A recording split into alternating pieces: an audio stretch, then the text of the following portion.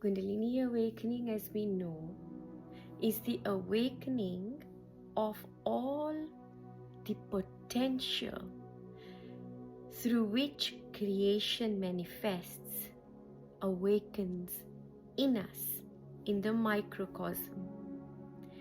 When this happens, to make its ascent, it goes through or pierces through 3 knots. Now, they're not physical knots, so this isn't something that's physically there. But to assist us today,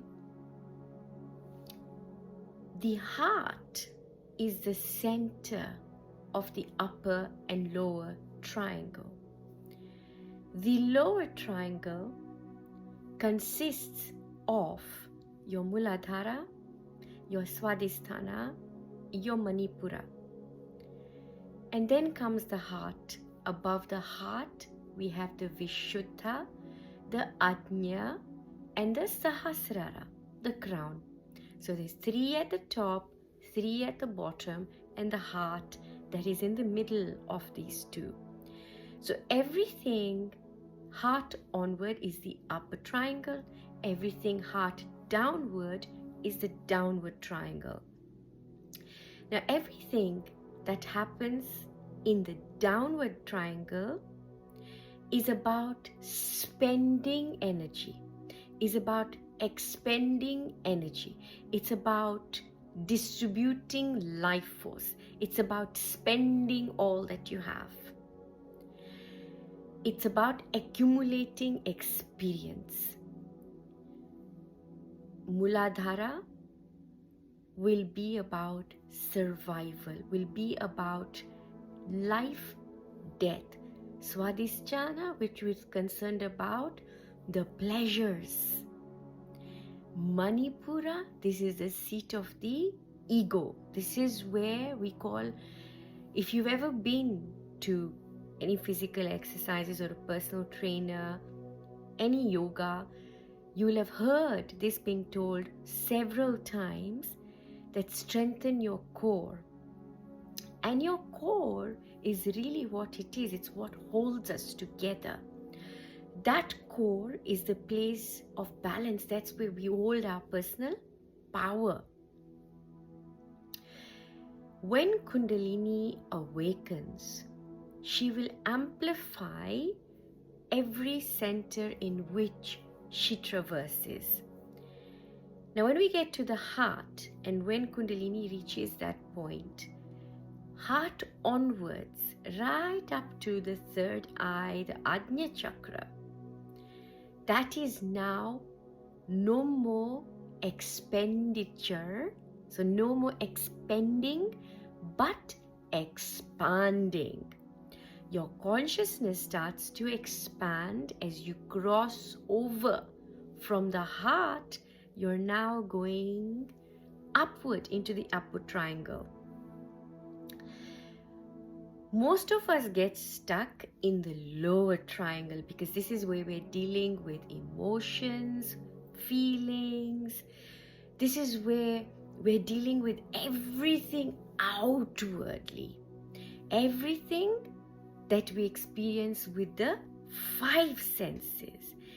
And everything that happens here, if out of balance, is quite contracting of consciousness. When Kundalini reaches the heart, by virtue of her getting to that point, when she has pierced through the Vishnu Granthi, now this is where you have gone past greed, you've gone past taste, you've gone past the pleasures, the sense pleasures. And at this point, you want to turn your senses inward. And at the same point, you enter what we call the seat of love, the seat of compassion. This is where you start to feel. You feel, your feelings are so amplified. Your love comes out. You start to connect with what makes you very, very magnetic. Suddenly, you're expanding because you've entered into the field of love. So you've entered into what charges us. Now, when you enter that field of love, you start to resist, or rather you start to become very indifferent or detached. You're no longer worried about survival. You're no longer pandering to anything that feels good. Now, this is where most of you become very conscious. You become very conscious in the way that you live your life, and to bring a smile to somebody, to live out of your heart, to follow your bliss. You're no longer in this state of, I must pander to my taste, I must pander to what feels good. Now, here, there is no moral code either, because morality only comes in when you're dealing with the lower triangle. That is when we've set the animal loose. But when you've crossed over and now you're in that human beingness, so now you're sitting in the seat of compassion and love. Once you get to this, you're literally going this way. You're moving, your energy is moving towards the apex, towards your crown chakra, towards your sahasrara. By increasing that love, our field of consciousness is becoming more diverse. We're moving more outward. So whereas we had tunnel vision, our blinkers on in the lower triangle, when it was all about me, the individual sense of self, suddenly it becomes about us. That I moves to us, it moves to we. You're now no longer living from I want this, I want that, it's all about me. No. By now, it's all about us. By now, everything that you're doing is no longer focused as you, the individual.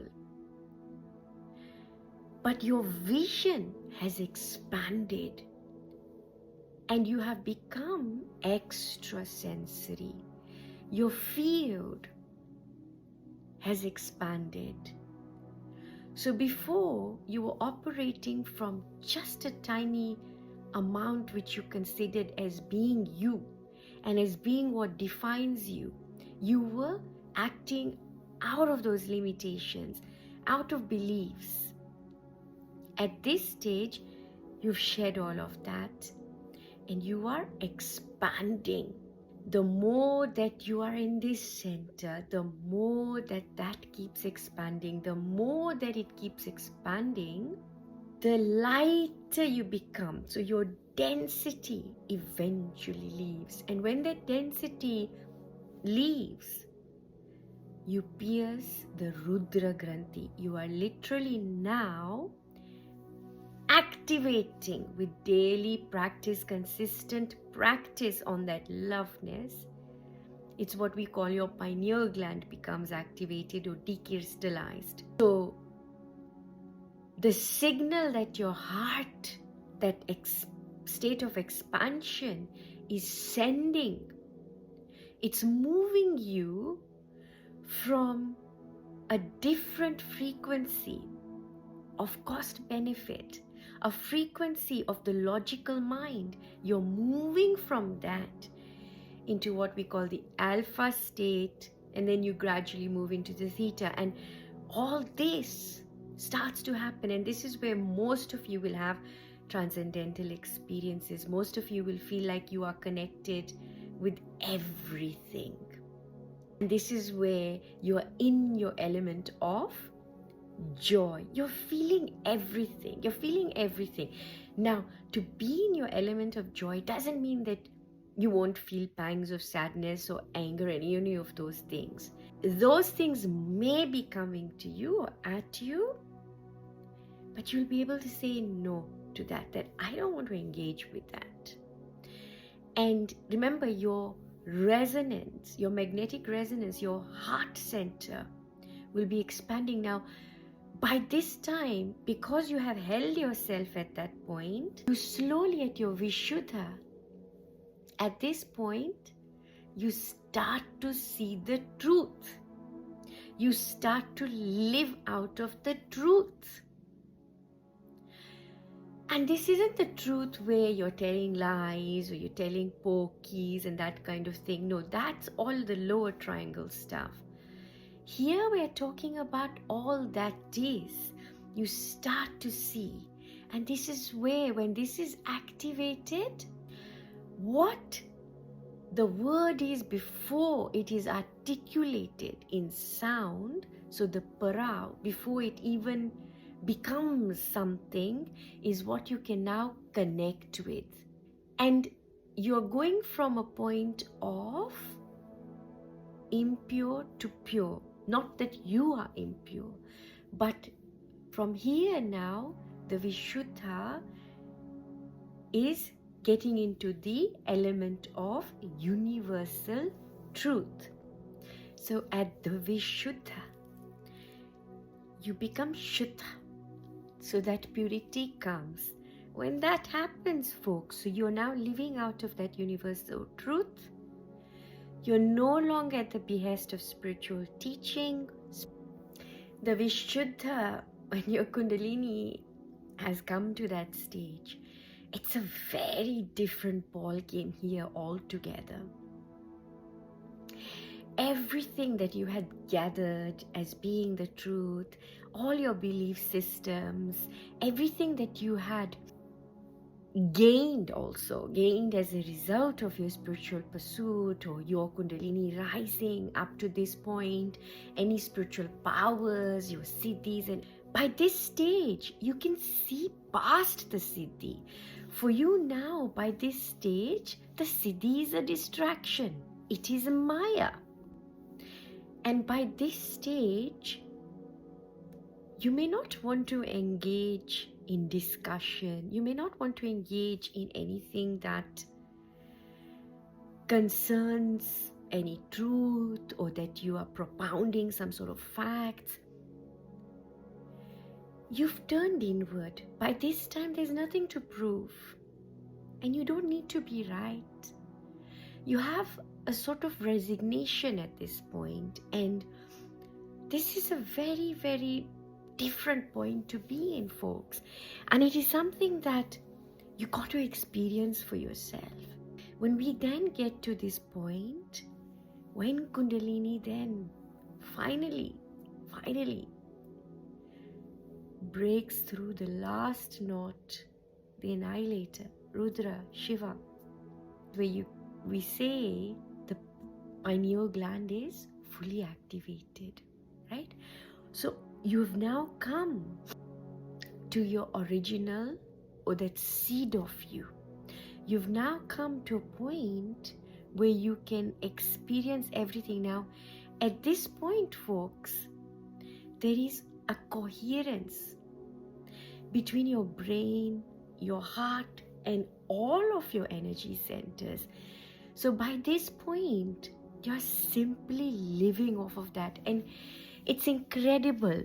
We've covered this in another post about life force, creative potential, where I have explained that Kundalini sits between the anus and the perineum. For those of you who have experienced an orgasm, the moment just before orgasm, when you are in that intensity, and from that root, that intensity that is able to create a baby, that is able to create another life. Now imagine that creative life force, that intensity suddenly pierces through your other energy centers. Can you imagine that kind of intensity being felt everywhere? Finally, when it's in your heart, can you imagine that kind of love that you'll feel? Which is why so many of you might have, at the point of orgasm or just before, you want to cry, or you might be feeling an overflow, an outpour of love. That, when your Kundalini energy, so when all of that life force is sitting in your heart, is sitting in the middle, you are filled with love, folks. But remember, Kundalini must be balanced at all the rest of the lower centers as she makes her ascent. Because if you've not completed your orbit without balancing the lower centers, and you feel an amplification of the heart or the opening of the heart, without that balance, when you feel that openness in your heart, you drop your filters. And this is where many of you get into even toxic relationships, or you just feel this outpour of love. But without healing your lower centers, if you've had issues around that feeling of love, where you've had that feeling of love, but that feeling of love was interrupted this life or in a previous life, or life ancestors through you, then that feeling is going to be very imbalancing. And so with the grounding, it will help you address the rest of the lower triangle. But remember, folks, that when you open your Kundalini and your Kundalini is awakened in all of these main meridians, and there are so many chakras, folks, it's not just that, oh, we only have these 7. No, there are so many. And that's a post for another day, but it's pretty pointless for us to get into that kind of detail without you having direct experience. Remember, it's all about you having that direct experience. So when you have broken through and you've gotten yourself into this stage, now this is where you are one.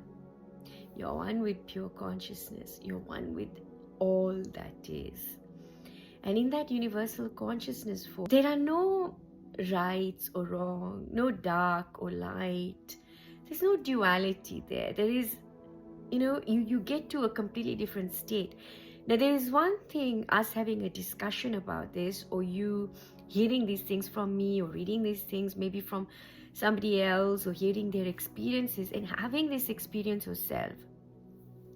Very, very important that you do have the experience yourself, because when you don't, you may be having some sort of other experience, but you won't be aware of it, or you won't recognize it, because you're trying to categorize the experience you're having in what somebody else has already had, and may even invalidate some of the experiences because it's not fitting into a certain paradigm.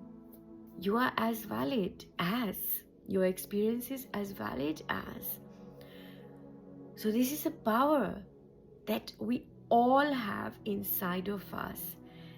You want to know where you are and just ask yourself, am I consuming energy? So am I a consumer, creator?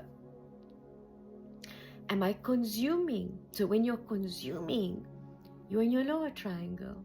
When you're creating, when you're expanding, you're in your higher triangle. So you're in your upward triangle or downward triangle. Doesn't matter. There's no label to whether it's good you're here or bad you're here. No, none of those things. It is just as it is. So it is what it is. If you're in your downward triangle, fine. If you're in your upward, fine. But when it is amplified through a Kundalini awakening, you've got to see what is more amplified inside of you. What comes? What are the patterns? What's repeating all of the time? What are the feelings you get into? Kundalini awakening, rising is not for the faint-hearted. And if you find yourself amidst one, know that through constant practice of knowing yourself, an awareness that is beyond your mind or beyond any mental exercise, that can really help you get through this. You don't really need anybody to get through anything, not even a Kundalini awakening, folks. Don't let anyone tell you otherwise. Yes, it may help, right? But there's always that danger that you're going to take on that other person's karmic blueprint or their belief system, because remember, each one of us will have a hue and shade of the blueprint we've come with, our karmic blueprint. Even though you're a spiritual teacher or to a certain level, you will yourself have a lineage of impression. And though we may come to a certain point, and it can take lifetimes, it can take a very, very long time before you become impressionless. Lots of love. Thank you, thank you, thank you for being here. Please show yourself some gratitude, some love. Extend towards you so much compassion that you quit being hard on yourself. And you'll know it's okay to be where you are. It's okay. It's divine sport. Take care.